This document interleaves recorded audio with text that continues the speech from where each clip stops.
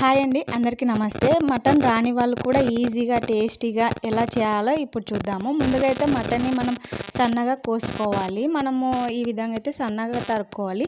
ఆ తర్వాత ఉల్లిగడ్డలు టమాటాలు అయితే తరిగి పెట్టుకోవాలి. నేను అల్లం పేస్ట్కి కావాల్సినవి అయితే అల్లము వెల్లుల్లి పెట్టుకున్నాను. ఆ తర్వాత మనం బాగా మటన్ని కడుక్కొని అందులోనే మసాలాలన్నీ వేసుకొని నూనె వేసుకొని కలిపి పెట్టుకోవాలి.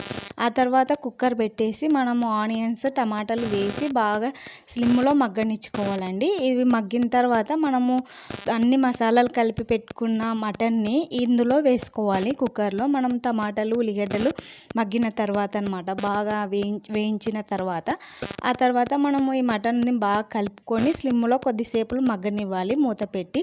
ఆ తర్వాత తగినన్ని నీళ్లు పోసి కుక్కర్ మూత పెట్టి 5 లేదా 6 విజిల్ వచ్చేంత వరకు ఉడికించుకోవాలి.